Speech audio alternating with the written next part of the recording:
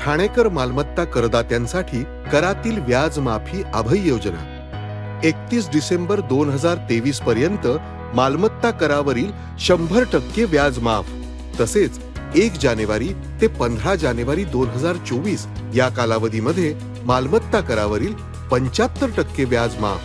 त्याचप्रमाणे 16 जानेवारी ते 31 जानेवारी 2024 या कालावधीमध्ये मालमत्ता करावरील 50% व्याज माफ। तरी सदर व्याज माफीच्या अभय योजनेचा ठाणेकर करदात्यांनी लाभ घ्यावा। महानगरपालिकेच्या कोणत्याही संकलन केंद्रावर कर भरण्याची सोय आहे। एटीएम, डेबिट, क्रेडिट कार्डद्वारे कर भरण्याची सुविधा उपलब्ध करून देण्यात आली आहे। सोमवार ते शनिवार या दरम्यान सकाळी 10:30 ते सायंकाळी 5 वाजेपर्यंत संकलन केंद्राची वेळ असून करदात्यांच्या सोयीसाठी रविवारी संकलन केंद्र सकाळी 10:30 ते दुपारी 1:30 वाजेपर्यंत सुरू ठेवण्यात येत आहेत। यासोबतच ठाणे महानगरपालिकेच्या propertytax.thanecity.gov.in या संकेतस्थळावर ऑनलाईन पद्धतीने मालमत्ता कर भरण्याची सुविधा उपलब्ध करून देण्यात आली आहे। तसेच गुगल पे, फोन पे, पेटीएम आणि भीम ॲपद्वारे आपला कर सुलभतेने जमा करू शकता। ठाणे महापालिका क्षेत्रातील सर्व करदात्यांना विनंती आहे की आपण या व्याज माफी अभय योजनेचा जरूर लाभ घ्या आणि आपला मालमत्ता कर लवकरात लवकर महापालिकेमध्ये जमा करून महापालिकेस सहकार्य करा। धन्यवाद। आमदार प्रताप सरनाईक यांच्या पाठपुराव्याला अखेर यश। कापूरबावडी ते गायमुख रोडवरील सेवा रस्त्याचे रूपांतर मुख्य 60 मीटर रस्त्यामध्ये होणार। कापूरबावडी ते गायमुख या रोडवरील सेवा रस्त्याचे रूपांतर मुख्य 60 मीटर रस्त्यामध्ये घेऊन त्याचे काँक्रिटीकरण करून घोडबंदर रोडचे रुंदीकरण करण्याच्या कामाचा भूमिपूजन समारंभ पार पडला। राज्याचे मुख्यमंत्री एकनाथ शिंदे यांनी घोडबंदर रोडवर होणारी वाहतूक कोंडीची समस्या लक्षात घेता आमदार प्रताप सरनाईक यांनी केलेल्या विनंतीवरून MMRDAचे आयुक्त संजय मुखर्जी यांना हे काम करण्याच्या सूचना केल्या होत्या। त्यानंतर ठाणे महानगरपालिकेचे आयुक्त अभिजित बांगर व ठाणे महानगरपालिकेचे तसेच MMRDAचे इंजिनियर यांनी संयुक्तपणे कापूरबावडी ते गायमुख पर्यंतच्या 60 मीटर रस्त्याचे सर्वेक्षण केले असता सर्व्हिस रोडवर प्रामुख्याने फेरीवाल्यांनी अतिक्रमण केले असून या सर्व्हिस रोडवर फक्त पार्किंग होत असल्याचे निदर्शनास आले। यामुळे घोडबंदर रोडवर वाहतूक कोंडी होत असल्यामुळे जर सर्व्हिस रोडचा समावेश मुख्य रस्त्यामध्ये केला तर घोडबंदर रोडवरील वाहतूक कोंडी दूर करण्यास मदत होईल। दोन्हीही प्रकल्पाचे भूमिपूजन मुख्यमंत्री एकनाथ शिंदे यांच्या सूचनेनुसार खासदार डॉक्टर श्रीकांत शिंदे यांच्या शुभ हस्ते करण्यात आले। प्रतापजी सरनाईक साहेब यांचा धन्यवाद व्यक्त करतो। त्यांच्या पाठपुराव्यामुळे आज हा घोडबंदर रोड जर आपण पाहत आहे त्या ठिकाणी जे आहे ते अनेक फ्लायओव्हर्स वगैरे केले आपण त्याच मागे आपण पाहतो की मेट्रो देखील त्या ठिकाणी आता काही महिन्यांमध्ये जे त्या ठिकाणी सुरू होईल, पण त्याचबरोबर वाढती ट्रॅफिक जी आहे ती कमी झाली पाहिजे। त्या दृष्टिकोनातून जे आहे ते रस्त्याचं वाईडनिंग त्या ठिकाणी झालं पाहिजे। त्यासाठी त्यांनी रोड वाईडनिंग जो आहे आणि हा सर्व्हिस रोड जो आहे तो मुख्य रस्त्यामध्ये घेण्याचा निर्णय या ठिकाणी घेतला आणि त्याच्यासाठी MMRDAने मोठ्या प्रमाणामध्ये निधी जो आहे त्या ठिकाणी दिलेला आहे। भविष्यामध्ये जे आहे ते कापूरबावडीपासून ते गायमुखपर्यंत जे हा रस्ता 5+5 म्हणजे 10 लेनचा जो आहे तो या ठिकाणी होणार आहे, जेणेकरून मोठ्या प्रमाणामध्ये जी ट्रॅफिक कोंडी या घोडबंदर रोडवरती होते ती भविष्यामध्ये त्या ठिकाणी होणार आहे। या प्रसंगी माजी आमदार रवींद्र पाठक, माजी महापौर नरेश म्हस्के, युवा सेनेचे कार्याध्यक्ष पूर्वेश प्रताप सरनाईक, महिला जिल्हा संघटक मीनाक्षी शिंदे, नगरसेवक सिद्धार्थ ओवळेकर, नगरसेविका साधना जोशी, नम्रता घरत, ओवळा माजिवडा शहर संघटक राजू फाटक, समन्वयक साजन कासार, विभाग प्रमुख दिलीप ओवळेकर, रवी घरत तसेच MMRDAचे मुख्य अभियंता धनंजय चमलवार, अधीक्षक अभियंता विनायक सुर्वे, ठाणे महानगरपालिकेचे नगर अभियंता सोनाग्रा, उपनगर अभियंता रामदास शिंदे, कार्यकारी अभियंता संजय कदम तसेच MMRDAचे व ठाणे महानगरपालिकेचे अधिकारी उपस्थित होते। जो भूखंड त्या ठिकाणी मराठा भवन व्हावा त्या भागाच्या नगरसेविका मनीषा सरनाईक यांना मुख्यमंत्री एकनाथ शिंदे साहेबांनी 5 कोटी रुपये त्या परिसराच्या विकासासाठी दिले होते. त्यातील 2 कोटी रुपये 2000 स्क्वेअर मीटरच्या जागेवर मराठा भवन आम्ही बनवतोय. परंतु आम्ही माननीय मुख्यमंत्र्यांकडे मागणी केलेली की अजून 25 कोटी रुपये द्यावा निधी, कारण जेणेकरून 100 विद्यार्थिनी आणि 100 विद्यार्थ्यांचं वसतिगृह सुद्धा त्या ठिकाणी निर्माण होईल. परंतु जागा निश्चित झालेली, निविदा प्रक्रिया झालेल्या 2 कोटी रुपयाचं कामही चालू झालेलं आहे. म्हणजे मराठा समाजाला एक स्वतःचं स्थान या ठाणे महापालिका क्षेत्रामध्ये मुख्यमंत्री शिंदे साहेबांच्या मान्यतेने मिळालेलं आहे. त्याचंही भूमिपूजन सगळ्या मान्यवरांच्या उपस्थितीमध्ये खासदार श्री श्रीकांत शिंदे साहेबांनी आज केले होते. ब्युरो रिपोर्ट जनादेश. आपली माणसं आपला देश पाहत रहा जनादेश. चंदा दो धंदा लो असे भाजपचे धोरण. काँग्रेस सरचिटणीस जयराम रमेश यांचा आरोप. देशात आमचे सरकार नाही, ईडी सीबीआय यासारख्या तपास यंत्रणा आमच्या ताब्यात नाहीत, यामुळे आम्ही पैसे वसूल करत नाही, असा टोला काँग्रेस पक्षाचे सरचिटणीस जयराम रमेश यांनी भाजपला लगावला. तसेच वन नेशन नो इलेक्शन, चंदा दो धंदा लो अशी सत्ताधारी भाजपची धोरणे असल्याचा आरोपही त्यांनी यावेळी केला. काँग्रेस नेते राहुल गांधी यांची भारत जोडो न्याय यात्रा शनिवारी सकाळी ठाणे शहरात दाखल झाली. या यात्रेनंतर जयराम रमेश यांनी ठाण्यात पत्रकार परिषद घेऊन मोदी सरकारवर गंभीर आरोप केले. देशातील तपास यंत्रणांना हाताशी धरून निवडणूक रोखेच्या माध्यमातून भाजपने पैसे वसुली केल्याचा गंभीर आरोप राहुल गांधी यांनी केल्याने खळबळ उडाली असून याच मुद्द्यावरून काँग्रेस पक्षाला मिळालेल्या निवडणूक रोखेबाबत भाजप नेत्यांकडून प्रश्न उपस्थित केले जात आहेत. त्यावर जयराम रमेश यांनी स्पष्टीकरण दिले आहे.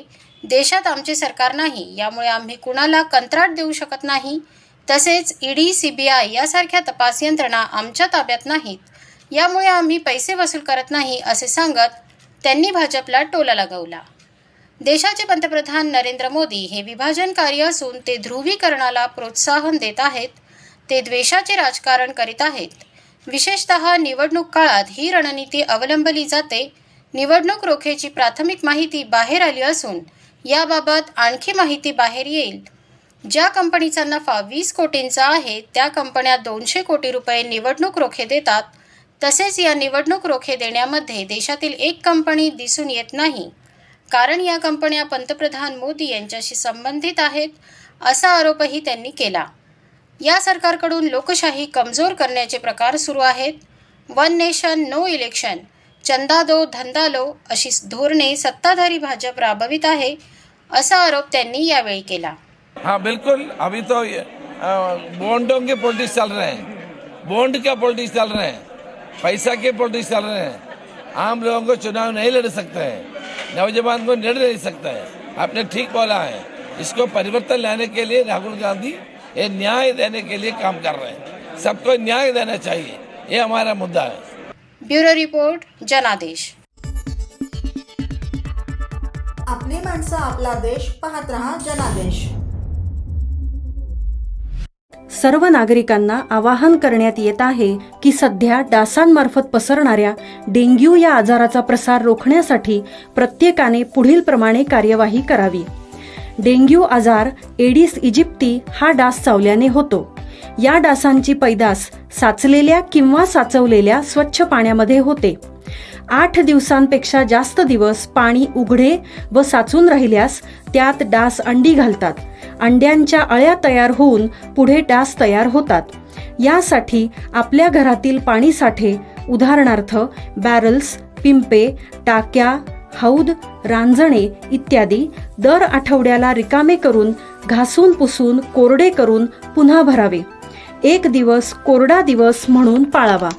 पाणी साठ्यांना घट्ट झाकणे बसवावीत किंवा जुनी साडी, चादर, धोतर यांनी बांधून झाकून ठेवावीत, म्हणजे डास त्यात जाऊन अंडी घालणार नाहीत. घराच्या गच्चीवर, आजूबाजूला, अंगणात कोठेही पाणी साचू देऊ नये. भंगार सामान उघड्यावर टाकू नये. उदाहरणार्थ टायर्स, प्लास्टिक सामान, कुंड्या, टाकाऊ वस्तू इत्यादी. अशा सामानात पावसाचे पाणी साठून त्यात डेंग्यूच्या डासांची पैदास होते. घरातील कूलर्स, फ्रीजच्या पाठीमागील ट्रे हे देखील वेळोवेळी कोरडे करावेत. लक्षात ठेवा, नुसत्या फवारणीने डास घनता कमी होत नाही, तर त्यासाठी डास पैदास ठिकाणे नष्ट करणे ही आपल्या सर्वांची जबाबदारी आहे. कोणताही ताप अंगावर न काढता जवळच्या शासकीय रुग्णालयात मोफत औषधोपचार घ्या. अशा प्रकारे नागरिकांनी सहकार्य केल्यास डेंग्यूचा प्रसार रोखणे सहज शक्य आहे.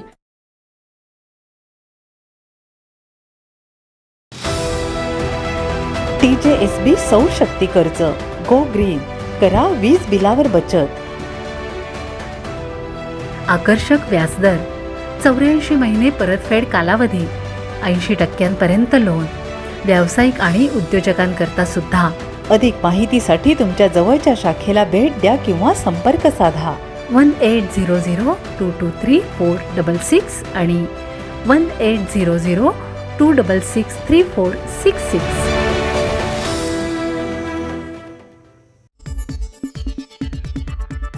आपली माणसं आपला देश, पाहत रहा जनादेश. यापुढे ठाण्यात एकही बालक मूकबधीर राहणार नाही. खासदार डॉक्टर श्रीकांत शिंदे यांनी व्यक्त केला विश्वास. ठाणे महानगरपालिकेच्या मूकबधीर बालकमुक्त ठाणे योजनेचा शुभारंभ. दोन्ही कानांसाठी कॉक्लिअर इम्प्लांटच्या शस्त्रक्रियेसाठी मदत करणारी ठाणे महानगरपालिका देशात पहिली. ठाणे महानगरपालिकेने पुढाकार घेऊन सुरू केलेल्या मूकबधीर बालकमुक्त ठाणे या उपक्रमात महापालिका क्षेत्रात जन्माला येणाऱ्या प्रत्येक नवजात बालकाचे स्क्रीनिंग केले जाईल.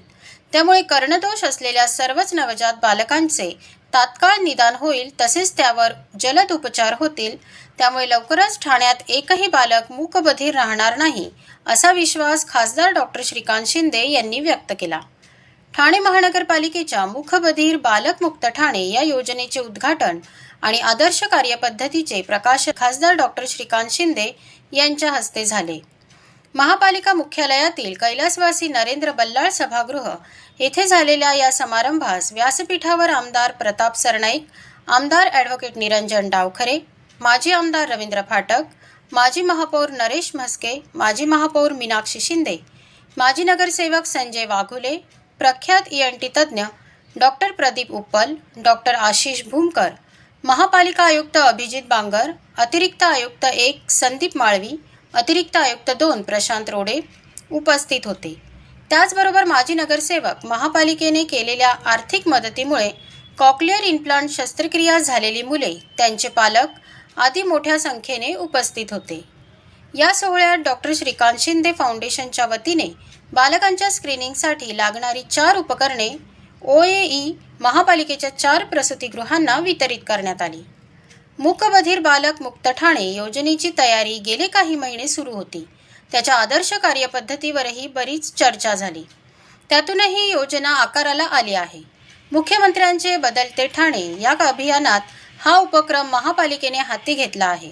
त्यासाठी महापालिका प्रशासन आणि डॉक्टर प्रदीप उप्पल, डॉक्टर आशिष भूमकर यांनी खूप मेहनत घेतली असल्याचे खासदार डॉक्टर श्रीकांत शिंदे यांनी सांगितले.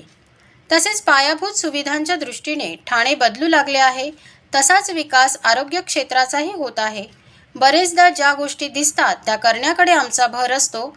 न दिसणाऱ्या मात्र आवश्यक असणाऱ्या गोष्टी तज्ज्ञ मंडळी लक्षात आणून देतात. त्यातूनही अशा या योजनांचा आकार होतो, असेही खासदार शिंदे म्हणाले. दोन्ही कानांसाठी कॉक्लिअर इम्प्लांट देणारी ठाणे महानगरपालिका ही देशातील पहिलीच महापालिका आहे, असेही खासदार डॉक्टर शिंदे यांनी सांगितले. कॉक्लिअर इम्प्लांट झालेल्या बालकांच्या कोमल कुंभार, तेजस साटम, प्रभाकर कदम या पालकांनी आजच्या समारंभात मनोगत व्यक्त केले. त्यात त्यांनी या मशीनच्या अद्ययावतीकरणासाठी येणारा खर्च आणि त्याकरिता लागणारी मदत याचा विचार करण्याची विनंती केली होती. तो धागा पकडून डॉक्टर शिंदे यांनी अद्ययावतीकरणासाठी महापालिका मदत करेल त्याचाही आदर्श कार्यपद्धतीत समावेश करण्याची सूचना डॉक्टर शिंदे यांनी महापालिका प्रशासनाला केली. कॉक्लिअर इम्प्लांट झालेल्या आयुष कदम या मुलाने उपस्थितांशी संवाद साधला. त्याला उपस्थितांनी उत्स्फूर्त दाद दिली. आमदार ॲडव्होकेट निरंजन डावखरे यांनी महापालिकेच्या मूकबधीर बालकमुक्त ठाणे या योजनेला शुभेच्छा दिल्या. तसेच महापालिकेने हे मोठे आणि महत्त्वाचे पाऊल उचलले असल्याचे प्रतिपादनही केले. महापालिका आयुक्त अभिजित बांगर यांनी मूकबधीर बालकमुक्त ठाणे या योजनेची तसेच त्यासाठी महापालिकेने हाती घेतलेल्या कार्यपद्धतीची माहिती दिली. ठाणे महापालिकेतर्फे आतापर्यंत कर्णदोष असलेल्या बालकांच्या उपचारासाठी रुपये 2 ते 2.5 लाखांपर्यंतची मदत केली जात होती. त्याचा फायदा आतापर्यंत अनेक बालकांना झाला आहे. आतापर्यंत सुरू असलेल्या या योजनेचे स्वरूप आमूलाग्र बदलूनही योजना सर्वंकष आणि सर्वव्यापी करण्यात आली असल्याचे आयुक्त बांगर म्हणाले. नवीन योजनेत ठाणे महानगरपालिका क्षेत्रातील महापालिकेच्या किंवा खाजगी प्रसूतिगृहात जन्मलेल्या कोणत्याही बालकात कर्णदोष असेल तर त्याला योजनेचा लाभ घेता येणार आहे. ठाणे महानगरपालिका क्षेत्रातील रुग्णालयात जन्माला येणाऱ्या सर्व नवजात बालकांची कर्णदोषासाठी OAE स्क्रीनिंग करण्यात येणार आहे. त्यामुळे निदान लवकर होऊन उपचार जलद करणे शक्य होईल. ऑपरेशन झाल्यावर स्पीच थेरपीसाठीही मदत या योजनेत केली जाणार आहे. ठाणे महानगरपालिका क्षेत्रात एकही बालक मूकबधीर राहू नये असा संकल्प केलेला असून त्यासाठी महापालिकेसोबत सर्व खाजगी रुग्णालयाचे सहकार्य अपेक्षित आहे, असे आयुक्त बांगर यांनी सांगितले. तसेच ही योजना ठाणे महापालिकेने सुरू केली आहे. भविष्यात त्याचा विस्तार ठाणे जिल्ह्यातच नव्हे तर पूर्ण राज्यभर होईल असा विश्वासही बांगर यांनी व्यक्त केला. या प्रसंगी डॉक्टर प्रदीप उप्पल यांनी सुरुवातीच्या काळात झालेल्या शस्त्रक्रियांसाठी कराव्या लागणाऱ्या खर्चाची माहिती दिली. तसेच याबद्दल तत्कालीन पालकमंत्री आणि आत्ताचे मुख्यमंत्री एकनाथ शिंदे यांनी केलेल्या आर्थिक मदतीचाही उल्लेख डॉक्टर उप्पल यांनी केला. त्यांच्या आणि खासदार डॉक्टर श्रीकांत शिंदे यांच्या प्रयत्नांमुळे ही योजना सुरू होत आहे. त्यासाठी महापालिकेनेही पाठबळ दिले असेही डॉक्टर उप्पल म्हणाले. ठाणे महानगरपालिकेने आता सर्जिकल लॅब सुरू करावी, त्यात सर्वच सर्जनना प्रयोग करता येतील अशी सूचनाही केली. तर डॉक्टर आशिष भूमकर यांनी महापालिकेने अशी योजना सुरू करून संवेदनशीलता दाखवली असल्याचे म्हटले. त्याचबरोबर मुख्यमंत्री शिंदे हे त्यांच्या शहरातील नागरिकांच्या मनात काय आहे हे नेमकेपणाने जाणतात, त्यातूनच अशा योजना आकाराला येतात असे प्रतिपादनही त्यांनी केले. या योजनेत खाजगी रुग्णालयांनाही सोबत घेतले हे महत्त्वाचे असल्याचेही ते म्हणाले. या कार्यक्रमात अभिनेत्री निवेदिता सराफ यांनी दिलेला या उपक्रमासाठी दिलेला शुभेच्छा संदेश प्रसारित करण्यात आला. अतिरिक्त आयुक्त 1 संदीप माळवी यांनी आभार प्रदर्शन केले, तर कार्यक्रमाचे सूत्रसंचालन राजेंद्र पाटणकर यांनी केले. ब्युरो रिपोर्ट जनादेश.